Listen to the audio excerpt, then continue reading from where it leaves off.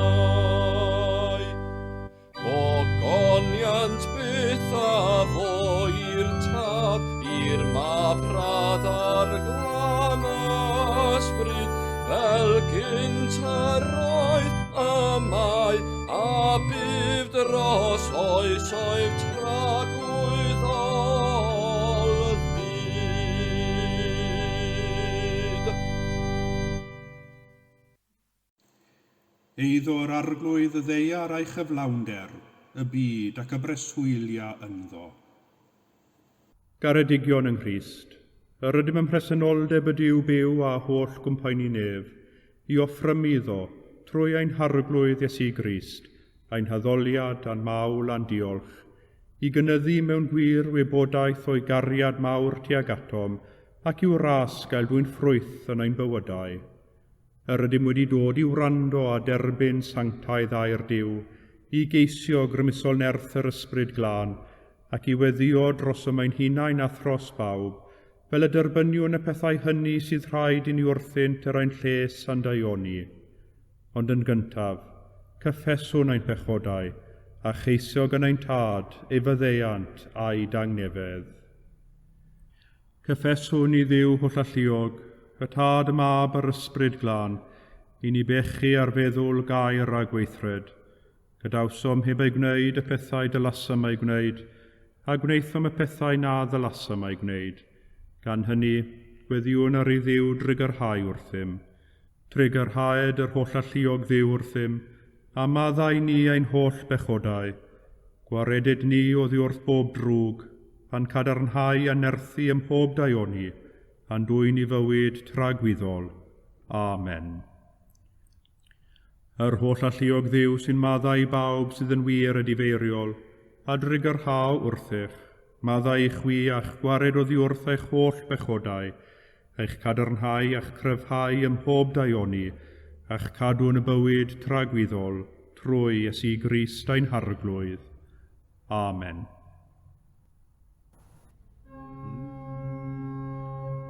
Arglwydd a gorau'n gwefusau, a'n genau a fynegad y boliant.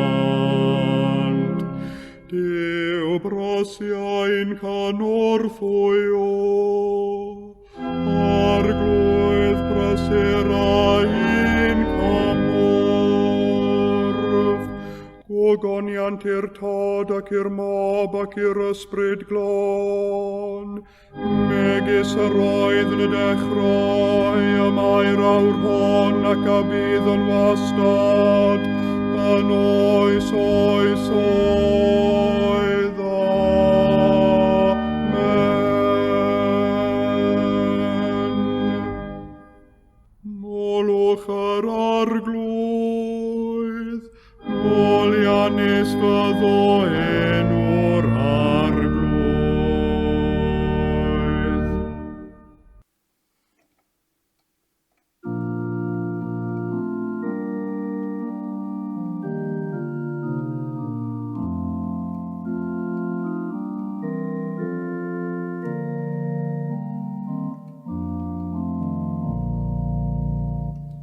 Jerusalem molad i'r arglwydd, Seion moliana dy Dduw. Oherwydd fe a gadarnhau fara dy byrf, fe a fe'n diffiodd dy blant o'th fewn.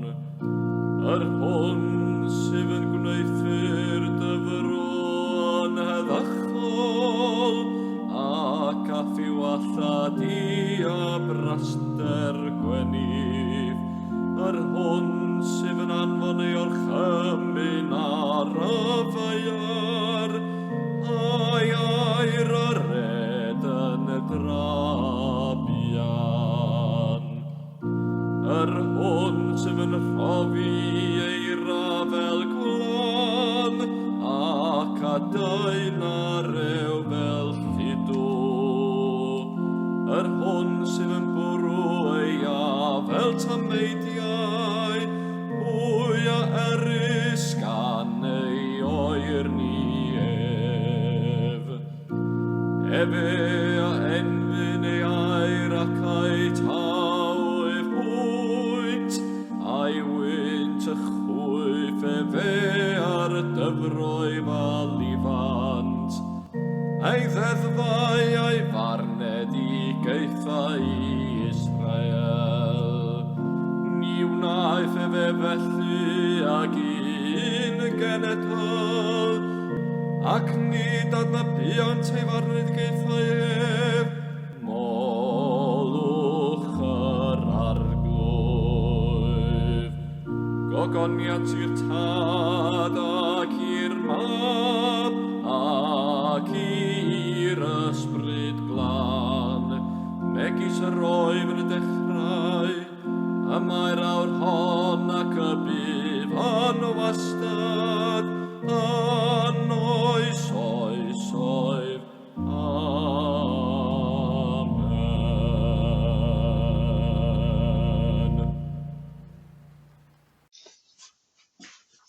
Daw'r rhys gyntaf o lyfr Genesis, gan ddarllen o'r 6 adnod ar 20 o'r bennod gyntaf, hyd at y 4 adnod o'r ail bennod. Dywedodd Duw, gwnawn ddyn ar ein delw, yn ôl ein llun ni, i lywodreithi ar bysgod y môr, ar adar yr awyr, ar yr anifeiliaid gwyllt, ar yr holl ddaear, ac ar bopeth sy'n ymlusgo ar y ddaear. Felly, creodd Duw ddyn ar ei ddelw ei hun, ar ddelw Duw y creodd ef, yn wryw ac yn fenyw y creodd hwy. Bendithiodd Duw hwy a dweud, byddwch ffrwythlon ac amlhewch, llannwch y ddaear a darostyngwch chi. Llywodraethwch ar bysgod y môr, ar adar yr awyr, ac ar bopeth byw sy'n ymlusgo ar y ddaear. A dywedodd Duw, yr wyf yn rhoi i chwi bob llysiein sy'n dwyn had ar wyneb y ddaear, a phob coeden a had yn ei ffrwyth, byddant yn fwyd i chwi. Ac i bob bwystfil gwyllt, i holl adar yr awyr, ac i bopeth sy'n ymlusgo ar y ddaear, popeth ac anadl einioes ynddo, bydd pob llysiein glas yn fwyd. A bu felly. Gwelodd Duw y cwbl a wnaeth, ac yr oedd yn dda iawn. A bu hwyr, a bu bore y 6 dydd. Felly gorffennwyd y nefoedd a'r ddaear, a'r holl luoedd, ac erbyn y 7 dydd roedd Duw wedi gorffen y gwaith a wnaeth, a gorffwysodd ar y 7 dydd oddi wrth ei holl waith. Am hynny bendithiodd Duw y 7 dydd a'i sancteiddio, a mae ar hwnnw y gorffwysodd Duw oddi wrth ei holl waith yn creu. Dyna hanes cenhedlu'r nefoedd a'r ddeiar pan greuwyd hwy.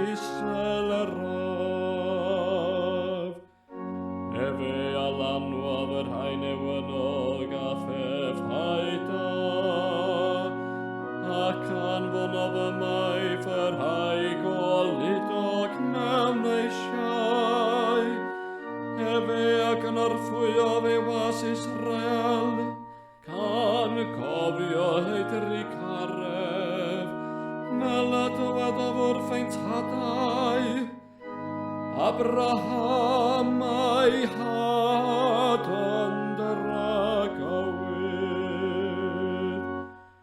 gogoniant i'r tad ac i'r mab, ac i'r ysbryd glan, megis roedd yn y dechrau, a mae'r awr hon ac y bydd yn wastad, yn oes, oes, oes, amen.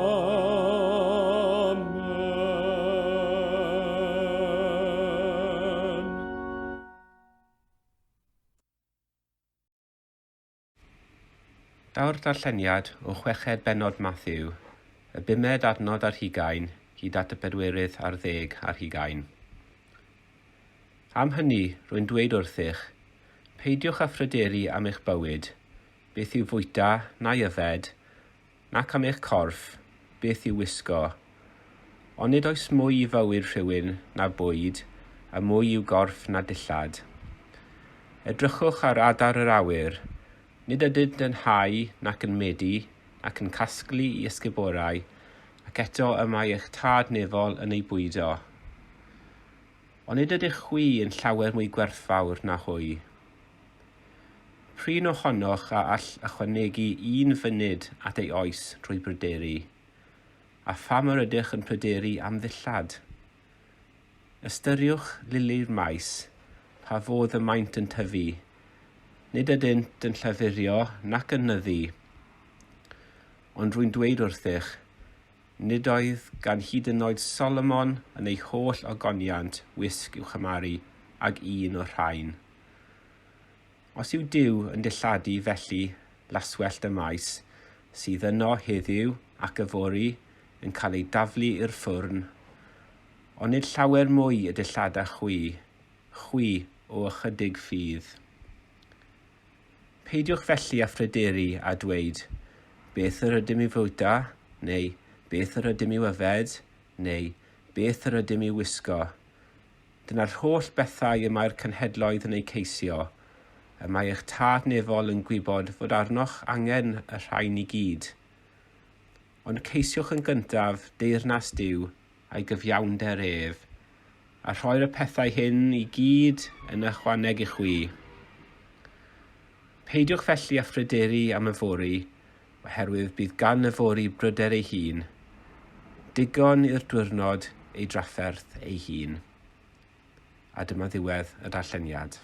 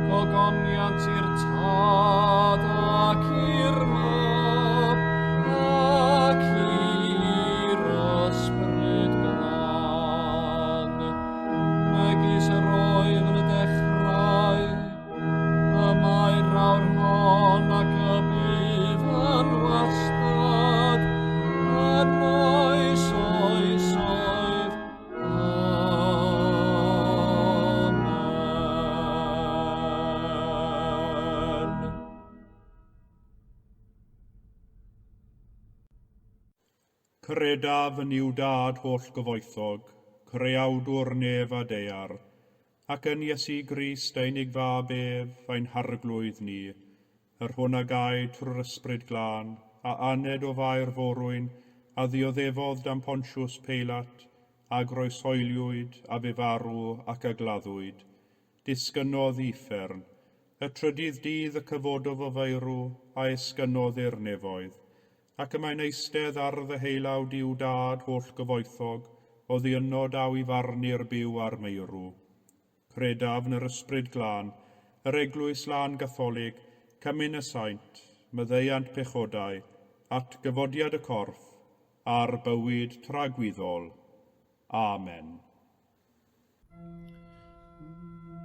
Ar arglwydd a fo gyda chwi, a chydath ysbryd ithau, gweddiwn. Arglwydd drig ar hawr ddim, Crist drig ar hawr ddim, arglwydd drig ar hawr ddim. Ein tad, yr hwnnwyd tan y nefoedd, sanctaidd i'r enw, deled y dair nas, gwneler dewyllus, megis yn y neb, felly ar y ddaiar hefyd.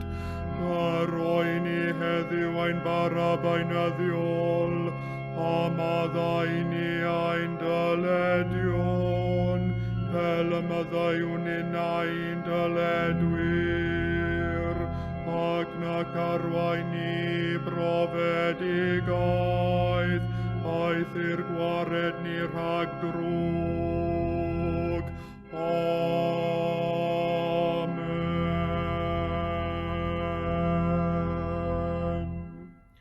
Arglwydd dangos dy drigaredd arnom, a chaniatáu ni dy iachawdwr,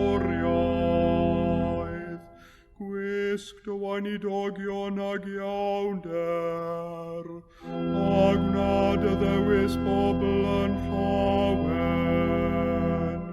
arglwydd cadw dy bobl, o bendithiad etifeddiaeth, arglwydd cadw'r frenhines, ar oiwch anghorwyr ddoethinem, arglwydd dyrod angnefedd yn ein dyddiau, ac amddiffyn i byth yn erthol, Duw glanhaen calonau, ac adnodd ysbryd yn iawn o'n mewn. O llalliog Dduw a greais dy nefoedd ar ddeiar, a llunio dyn ar dy ddelw dy hun, caniatáu ni ganfod ôl dy law yn dy holl waith, a ddfolianu'n wastadol am dy ddoethi nebathgariad, trwy Iesu Grist ein harglwydd. Amen.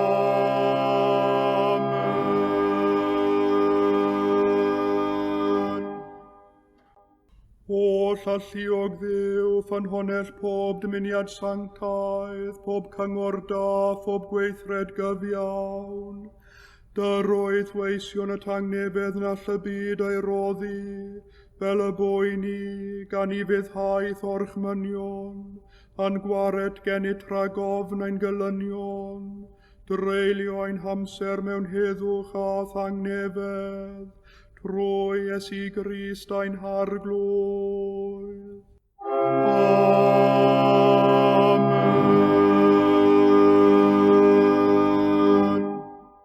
Gole ein tywyllwch a tylygwn i ti o arglwydd, ac oedd fawr drigaredd am ddiffyn i rhag pob perygl ac embydrwydd yn os hon, trwy gariad deunig fab ein gwared o'r Iesu Grist. Amen.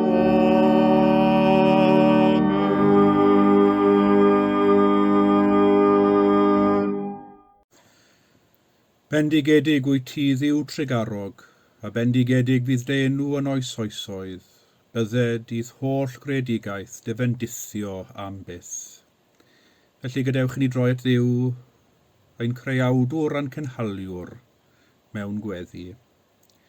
O Dduw y creuawdwr, diolchwn am dy rodd o blaned y ddeiar, am brydferthwch y dydd a'i ddisgleirdeb, am lonyddwch y nos yn oriau'r tywyllwch, cyfaddefwn nad ydym yn deilwng o throdd, rydym wedi difwyno'r creiad, rydym wedi anifuddhau i'th alwad.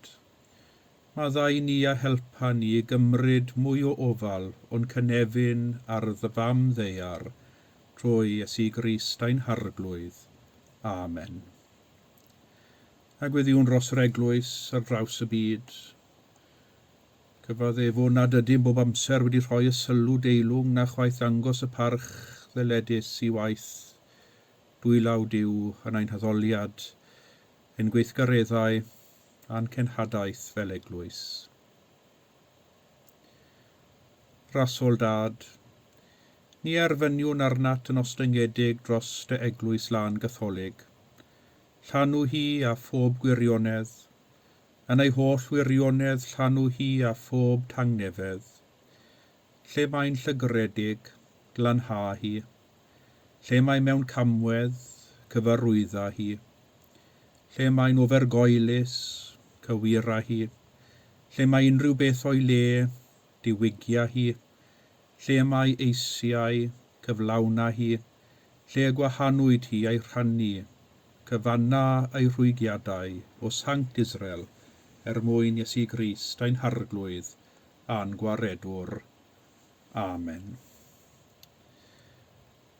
Ar ddechrau penwythnos Masnach 10, gweddiwn dros bawb sy'n brwydro am gyfleoedd teg, ym myd masnach a busnes, ac am gyflog teg, am ddywyrnod teg o waith. Arglwydd yw, helpa ni ddewis yn ddoeth ac yn gyfrifol wrth i ni brynu nwyddau ar gyfer ein rheidiau. Helpa ni ystyried o ble dawr nwyddau a chanbwy ei gwnaed, fel y bydd i ni gefnogi masnach deg. Helpa ni ystyried a oes gwir angen y nwyddau hyn arnom, a maint o wastraff a phecynau di angen ag eir, fel y bydd i ni ddiogelu'r blaned. Gwna ni'n siopwyr doeth a chyfrifol, ac yn fwy parod i herio poliseiau cynhyrchwyr wrth i ni ofalu am dy fyd a'i holl bobl, trwy Iesu Grist ein harglwydd. Amen. Ar sul y gredigaeth, cofiwn am ein gwaith fel stiwardiaid, a'r alwad gysegredig sydd gen i mi trin a chadw y wynllan a'r rhoddwyd i ni. Arglwydd, mae'r ddeiar heb freichiau, nid oes ganddi lais. Gad i ni fod yn amddiffynwyr iddi. Gad i ni ymladd ar ei rhan, oherwydd ti arglwydd a rhoddodd y ddeiar i ni. Rhoddais ti ni ac i bob un, wrth ei hamddiffyn hi, a'i datblygu yn ôl dy ddymuniad, byddwn unwaith eto yn ei hachub hi ac wrth ei hachub hi, a chibwn dy holl blant, trwy Iesu Grist ein harglwydd. Amen. Yn unau ar ddechrau'r hanner tymor a chyfnod o wyliau a seibiant o'r ysgol, gweddiwn ros bywyd y teulu, gan gofio yn arbennig y teuluoedd sy'n gysylltiedig a'n heglwys. O arglwydd Iesu, hwn a gysegrais fywyd y teulu trwy enedigaeth y Methlehem a thfagwraeth y Nazareth. Bendithia ni yn holl ddyletswyddau ein bywyd gartref, a chyniatáu ni dy gydnabod yn amddiffynnydd ein cartrefi ac yn arglwydd ein teuluoedd, ac i ti y bo'r gogoniant yn oes oesoedd. Amen. Ac wrth i ni baratoi i noswylio, cofiwn yn ein gweddiau bawb sy'n gweithio yn ystod oriau y nos. Bendithia o arglwydd, bawb sy'n effro ac wrth ei gwaith, mwyn i ni orffwys a huno, y rhai sy'n gwylio drosom, a'r sawl sy'n gweini ar y cleifion, y rhai sy'n gwasanaethu'n diwydiant ar dir ar fôr ac yn yr awyr, a'r sawl sy'n casglu ac yn cludo ein newyddion i leoedd pell ac agos. Cadw hwyn ddiogel yn ei gwaith, a gwyliad drostynt mewn perygl ac unigedd, mwyn yr hwn a weddiodd drosom ni yng ngwyliadwriaethau'r nos, Iesu Grist ein harglwydd. Amen. O arglwydd cynnal ni trwy gydol dydd ein bywyd blin, i doned ystynno'r cysgodion a dyfod yr hwyr, distewi o ddwndw'r byd, taweli o dwymyn bywyd a gorffen ein gwaith, yn arglwydd yn dy drigaredd, dyroi ni leti diogel, gorffwysfa sanctaidd, a thangnefedd yn y diwedd, trwy Iesu Grist ein harglwydd. Amen. A dwedwn gyda'n gilydd eiriau'r gras ein harglwydd Iesu Grist a chariad Duw, a chymdeithas yr ysbryd glân, a fo gyda ni oll, byth bythoedd. Amen.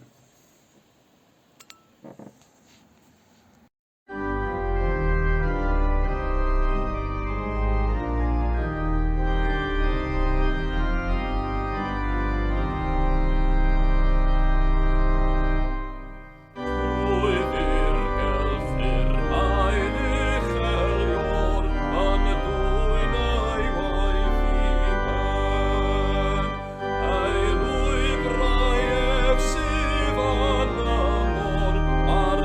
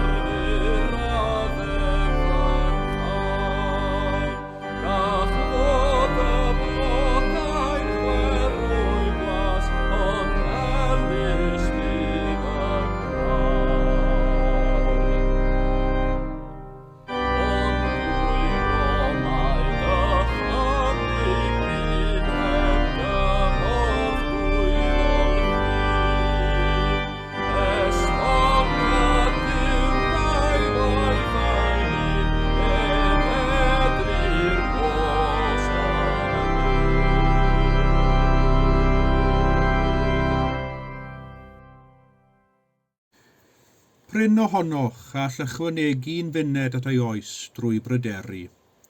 Y seithfed adnod ar 20 o'r 6 bennod o'r Efengil yn ôl, Sant Matthew. Pa fath o berson ydych chi? Ydych chi'n fath o berson sy'n cymryd pob peth fel y daw, yn mynd trwy fywyd yn jacos reit, heb fawr yn eich poeni ac yn gwneud i chi bryderu?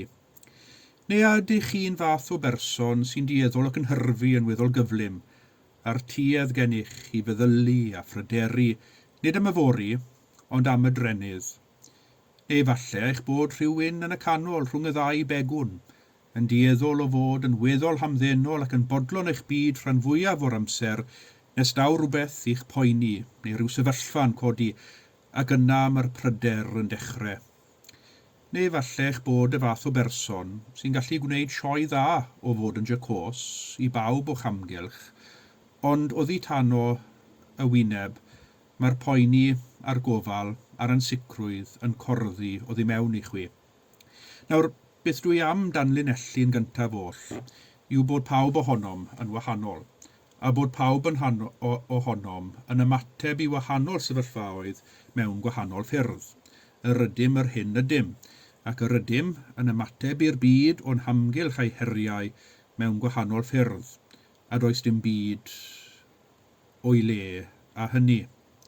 Wedi'r cyfan, fel yr oedd ein llys gyntaf heno wedi'n atgoffa, ein bod ni oll wedi'n creu gan Dduw, ar ei lun a'i ddelw ei hun, neu fel dywed y salmydd wrthym, y mae Duw yn ein hydnabod mor dda.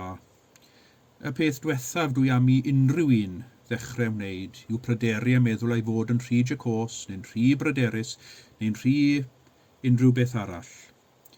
Duw sydd wedi rhoi i ni ein doniau, a'n personoliaethau, a'n natur unigol ni ein hunain.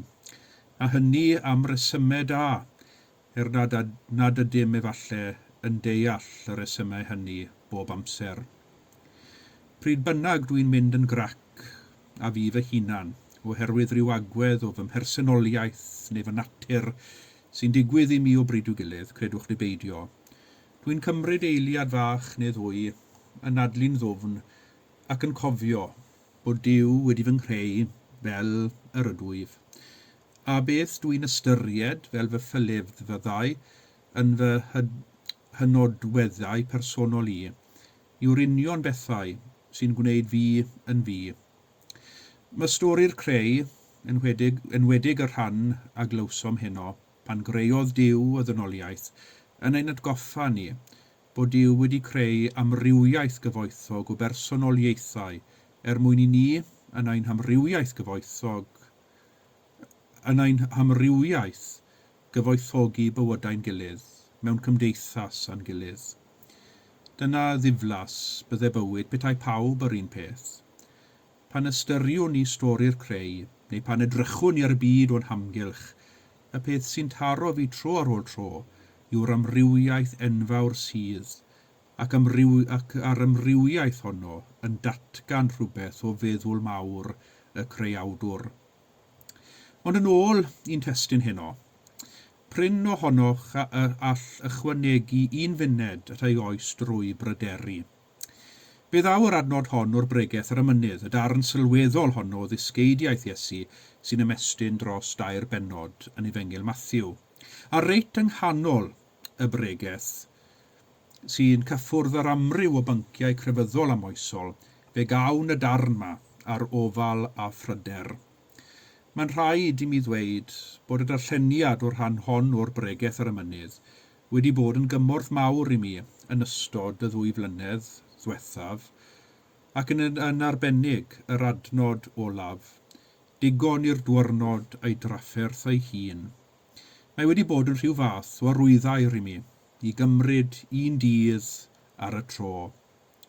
Mae'r darn yn dechrau gyda'r adnod, peidiwch â phryderu am eich bywyd beth yw fwyta na yfed nac am eich corff beth yw wisgo. Wrth gwrs mae'n haws dweud na gwneud. Wedi'r cyfan, mae angen bwyd arnom, mae angen diod arnom ac mae angen dillad arnom. Nid pethau di-angen yw'r rhain, nid pethau moethus allwn ni fyw hebddyn nhw. Maen nhw'n bethau angenrheidiol sydd angen arnom mwyn byw ein bywydau. A dydy Iesu ddim yn dweud wrthym nad oes angen y pethau hyn arno, na chwaith y dylwn ni fynd trwy fywyd yn jicos gan ddisgwyl i eraill ddarparu y pethau hyn ar ein cyfer.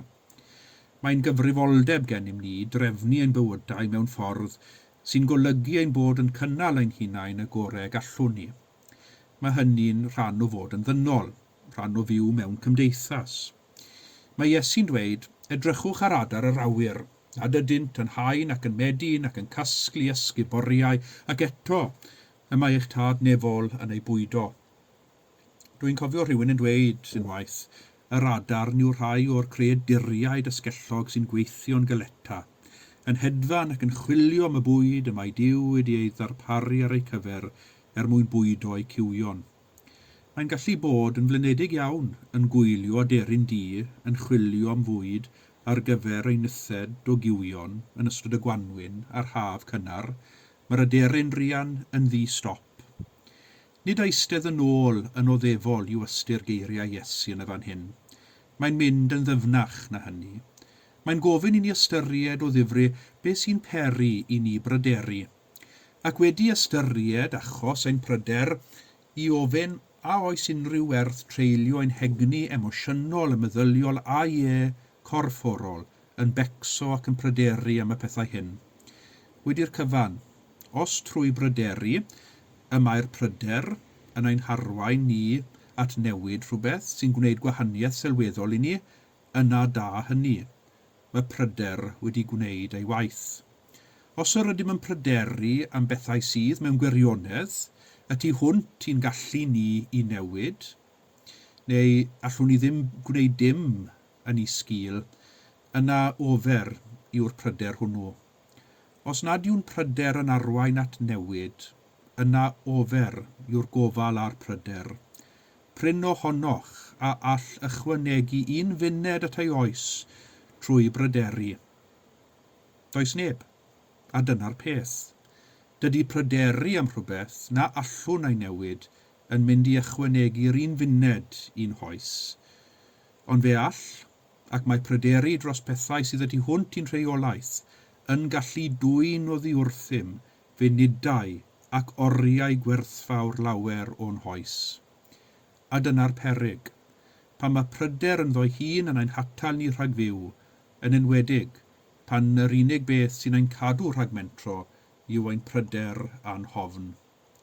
Mae un pryder arall, dwi'n credu y mae Iesu yma yn rhybyddio ni rhagddo, ac mae'r pryder hwnnw yn ymwneud â methu a gweld beth sydd gennym yn barod.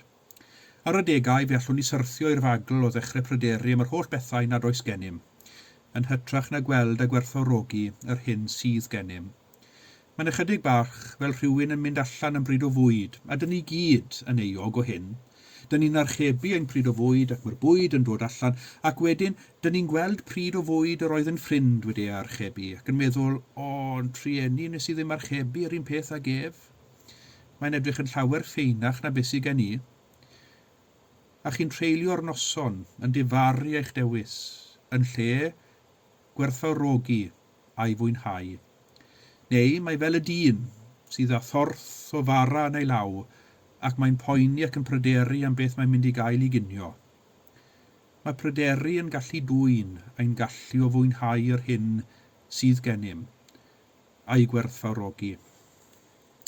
Ac felly wrth i ni feddwl am bryder heno, a meddwl am y fath o berson ydym ni, da i ni gofio gyngor Iesu, i beidio â phryderu, yn enwedig os nad ydym yn gallu newid unrhyw beth, na chwaith pryderu am yr hyn nad oes gennym, yn enwedig os mae gennym digon ni'n cynnal yn barod.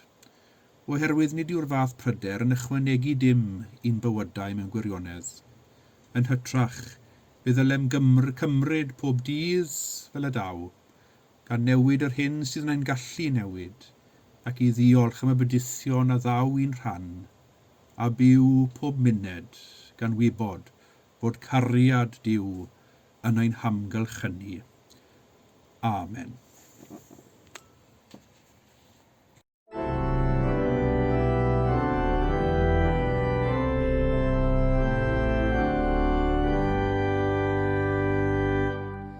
Adiv a rodaist yor, ac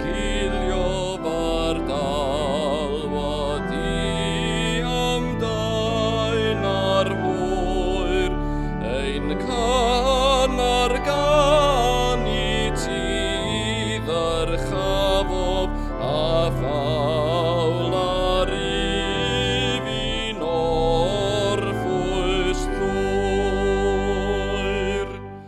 Diolchwn fod eglwys effroi'r fai ar ddi an llusern glos trwy cread maif mae hon yn gwylio heb orffwys byf na ddyf na nos.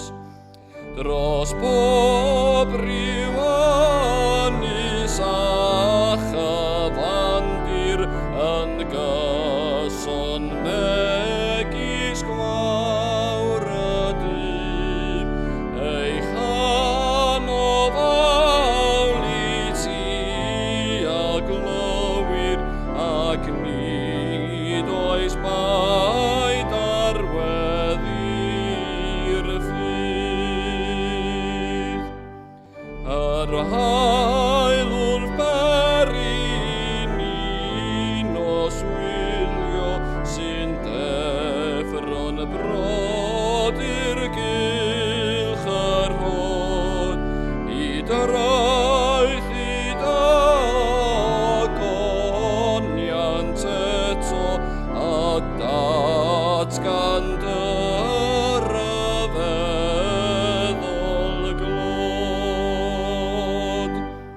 Dy orsef ar glwyddiw a beri pan syrf gorseddau byd a'i bri, fe saif dy dair nas ach anaddu nes del o pawb i'w haddef hi.